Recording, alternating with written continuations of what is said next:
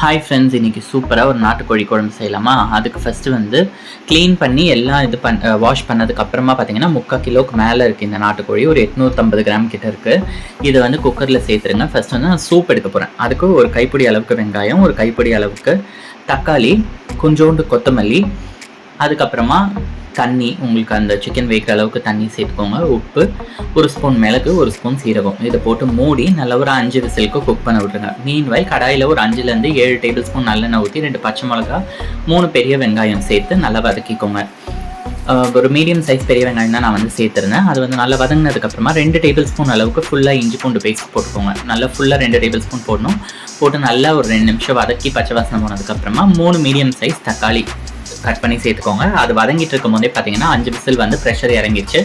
Chicken பார்த்தீங்கன்னா அந்த flesh வந்து எலும்புலேருந்து கலந்துருச்சு அப்படின்னா உங்களுக்கு அது வந்து நல்லா வெந்துருச்சுன்னு அர்த்தம்.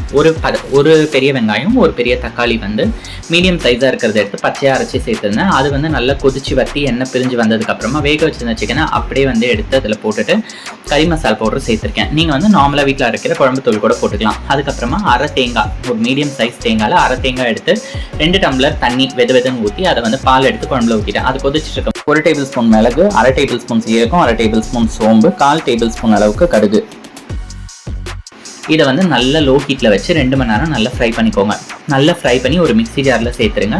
மிக்ஸி ஜாரில் சேர்த்ததுக்கு அப்புறமா கருவேப்பிலை ஒரு கொத்து, அதையும் வந்து இதில் போட்டு நல்லா ட்ரை ரோஸ்ட் பண்ணி அதே மிக்ஸி ஜாரில் சேர்த்து பவுடர் பண்ணி குழம்புல போட்டு இறக்க போகிறோம். அவ்வளோதான். குழம்புல வந்து கொத்தமல்லி வந்து என்கிட்ட கொஞ்சம் தான் இருந்தது, அதனால தான் நான் அது சூப் எடுக்கும் போதே போட்டுட்டேன். நீங்கள் வந்து இன்னும் கூட கொஞ்சம் கொத்தமல்லி போடுறதுனா போட்டுக்கலாம். இந்த மசாலாவை பவுடர் பண்ண மசாலாவை போட்டு ஒரே நிமிஷத்தில் இறக்கி பரிமாறினீங்கன்னா சூப்பரான நாட்டுக்கோழி குழம்பு ரெடி. நீங்களும் வந்து செஞ்சு பார்த்து உங்களோட ஃபீட்பேக் அண்ட் கமெண்ட்ஸ் எனக்கு சொல்லுங்கள். தேங்க்யூ.